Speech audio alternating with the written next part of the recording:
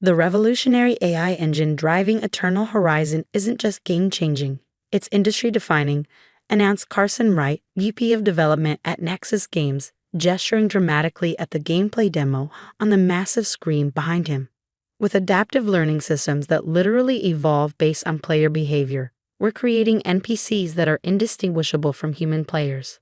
I sat in the back of the crowded presentation room, watching as my code, my algorithms, my neural network architecture, my 3 years of obsessive refinement was presented to the biggest gaming conference in the industry as Carson's brainchild. Each feature he highlighted with practiced enthusiasm was something he had previously dismissed as unnecessarily complex or academically interesting but commercially impractical. My name is Maya Patel, and this is the story of how the gaming industry's most anticipated AI system became the centerpiece of a reckoning no one at Nexus Games saw coming, least of all Carson Wright. As journalists scribbled notes and industry executives leaned forward in their seats, Carson fielded questions with the smooth confidence of someone who'd spent years immersed in AI development rather than the reality. A business school graduate who couldn't write a line of code to save his life. The most remarkable breakthrough, he was saying now, is how our proprietary emotion mapping algorithms create NPCs with genuine emotional responses. They remember player interactions, form relationships, and even develop grudges based on past behavior. A tech journalist from GameWire raised her hand. Can you explain more about how the emotion mapping system is architecturally different from existing AI models? Carson's smile flickered just momentarily as he ventured into technical territory. Well, it's quite complex, but essentially we've developed a multi-layered neural network that... He launched into a word salad of technical jargon, most of it either misused or nonsensical. I winced, watching the more knowledgeable attendees exchange glances. The system he was butchering the explanation of had been my doctoral research project before Nexus recruited me, a specialized approach to artificial emotional intelligence that had initially been met with skepticism by the academic community for being too ambitious. Perhaps your technical lead could elaborate, suggested the journalist, clearly recognizing the smoke and mirrors. Dr. Patel is more of a behind-the-scenes person, Carson replied smoothly, not even glancing in my direction. Brilliant with code, but these industry events really require someone who can communicate the vision to a broader audience. Translation: Maya doesn't look or sound like what the gaming industry expects from a visionary leader. When the presentation ended to enthusiastic applause, I slipped out before Carson could spot me. Back in my hotel room, I opened my laptop and reviewed the private repository where I'd documented every step of Eternal Horizon's AI development for the past 3 years. Every algorithm, every failed experiment, every breakthrough, all meticulously recorded with timestamps, progress notes, and video logs of key milestones. Most importantly, I had documentation of every instance where Carson had dismissed my approaches, only to later present them as his own insights to the executive team. Every email where he had taken credit for my work. Every meeting recording where he had misrepresented my research. I scrolled to a particular entry from 9 months ago. My presentation of the emotional memory architecture that was now the centerpiece of Eternal Horizon's marketing. Carson had called it unnecessarily complex and feature creep. 3 weeks later, he'd have presented the exact same architecture to the board as his own strategic innovation. My phone lit up with a text from Lynn, our lead environment artist and one of the few people at Nexus who knew the truth about who was really driving the AI development. Asterisk that was painful to watch. His explanation of your emotional mapping system literally made no sense. What are you going to do, asterisk? I stared at the message for a long moment. I had been asking myself that question for months, carefully documenting everything while trying to decide how to proceed. Today's presentation, watching Carson completely misrepresent my life's work to the entire industry, had finally crystallized my decision. Asterisk, remember Project Phoenix we talked about? It's time, asterisk. Project Phoenix wasn't just a contingency plan. It was a completely separate implementation of my AI architecture, one that was even more advanced than what I built for Nexus. I had developed it in parallel, on my own time, using my own equipment, carefully ensuring I wasn't violating any IP agreements with Nexus. The key algorithms were structurally different but functionally superior, designed from the ground up to avoid any potential legal entanglements. The following morning, as industry insiders filed into the main conference hall for the second day of presentations, I noticed a commotion near the central demo stations. A crowd had gathered around a previously unannounced booth where a stunning game demo was running. The logo simply read Phoenix Interactive. I smiled to myself, right on schedule. The demo showed a vast alien landscape where players interacted with NPCs displaying emotional intelligence so natural and responsive that it made Eternal Horizons' much-hyped AI look primitive by comparison. A sign above the booth proclaimed, "The real next generation of gaming AI." Developed by Dr. Maya Patel, former lead AI architect at Nexus Games. My phone buzzed almost immediately with a text from Carson. Asterisk, what the hell is this? Get to the Nexus booth now.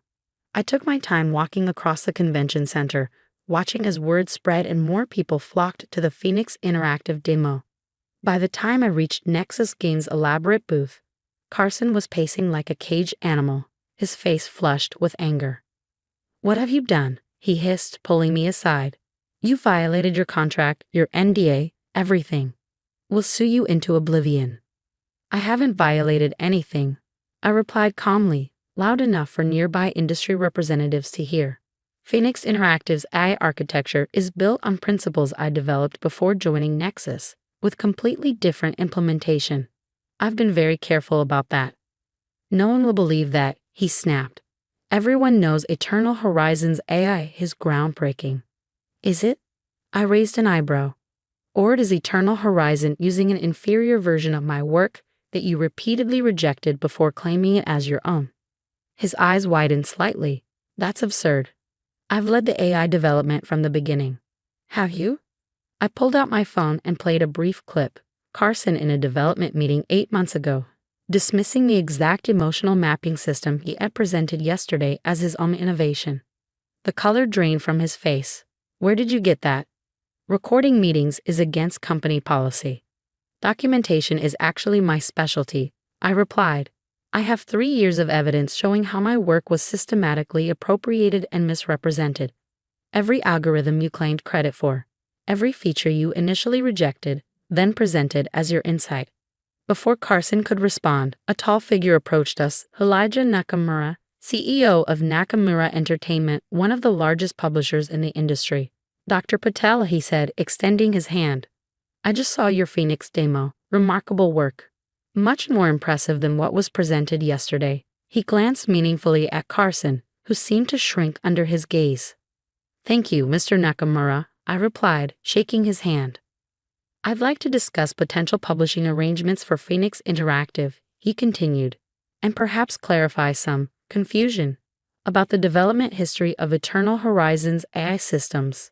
By midday, the convention was buzzing with rumors. The mysterious Phoenix Interactive booth was drawing crowds away from major publishers. Industry journalists were asking pointed questions about Carson's role in Eternal Horizons development, and Nexus Games stock had dropped 7% since market opening. That afternoon, I received a message requesting my presence at an emergency meeting in Nexus Games' private conference room at the convention center. When I arrived, I found the company's entire executive leadership team, along with their legal counsel. CEO Margaret Chen got straight to the point. "Dr. Patel, we've reviewed some concerning evidence regarding Eternal Horizons development and Mr. Wright's role in it." Carson sat stone-faced at the far end of the table, his earlier bravado completely evaporated. "Several major publishers have approached us today with troubling questions," she continued. "Questions that suggest you have documentation regarding the true development history of our AI systems." I nodded. "I've documented everything meticulously from day one." "May we see this documentation?" I opened my laptop and presented a carefully prepared summary, emails, meeting recordings, code repository logs, all demonstrating the systematic pattern of my work being appropriated by Carson. The room fell silent as the executives reviewed the evidence. The legal counsel looked increasingly troubled. "This creates significant liability for the company," he finally said, "especially given yesterday's public presentation and the marketing materials already distributed." Margaret Chen's expression was unreadable as she turned to Carson. "What do you have to say about this?" "It's a mischaracterization," he insisted, but his voice lacked conviction. Yes, Dr. Patel contributed to the development, but the vision and direction were mine. I played another clip. Carson in his own words. Asterisk, I don't really understand all this neural network stuff.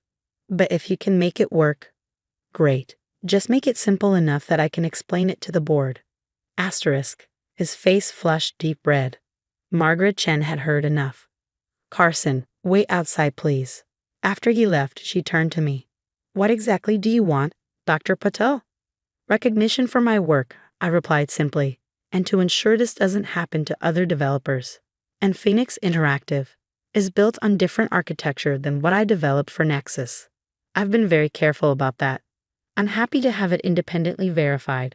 A long discussion followed involving technical details, legal considerations, and practical business realities. By the time we emerged 3 hours later, we had reached an agreement that would change everything. The next morning, the gaming industry woke to a shocking press release. Many ex-US damies ANNONCs LED Euroshapi changes and NUDU direction. Dr. Maya Patel appointed Chief Technology Officer and Creative Director of AI Development. Carson Wright no longer with the company. Partnership announced with Phoenix Interactive to develop next-generation gaming AI. The final day of the conference featured a new presentation on Eternal Horizon, this time with me at the podium, explaining the actual technical innovations behind the game's AI systems. I answered questions with precise technical detail, demonstrating a command of the subject that made the previous presentation look like a bad parody. When asked about Phoenix Interactive, I explained that my independent research would now be integrated with Nexus Games development in a formal partnership arrangement that properly credited the original work. The most exciting innovations happen when developers are empowered to pursue their vision without fear of having their contributions erased. I told the packed auditorium. Nexus Games is committed to becoming that kind of company. 6 months later, Eternal Horizon launched to critical acclaim, praised particularly for its revolutionary AI systems that created the most believable and emotionally responsive NPCs ever seen in gaming.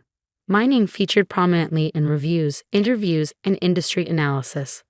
Carson Wright had disappeared from the gaming industry entirely. Last I heard, he was trying to rebrand himself as an ad consultant in another field, presumably one where the technical people were less likely to document everything. As I walked through the Nexus Games office, now restructured with a significantly more diverse leadership team, I passed a wall displaying our core values, recently revised after the convention incident. At the top of the list, credit where credit is due. In my new corner office, with its view of the Seattle skyline, I kept a small framed snippet of code on my wall. The first algorithm I'd written for what would become Eternal Horizon's emotional mapping system. Below it was a quote I'd added. Your work speaks for itself, but sometimes it needs your voice too. The gaming industry had learned an important lesson. Technical brilliance doesn't always announce itself loudly. Sometimes it sits quietly in the back of the room, documenting everything, waiting for the perfect moment to reveal the truth. And as I mentored younger developers, particularly women and minorities who often found their contributions minimized or appropriated, I made sure they understood. Sometimes the most powerful code you write isn't what goes into the game. It's the undeniable record of your own brilliance that no one can erase or claim as their own. Because in development, as in life, the most important thing isn't just creating something revolutionary, it's ensuring that the true source code of innovation is recognized and preserved.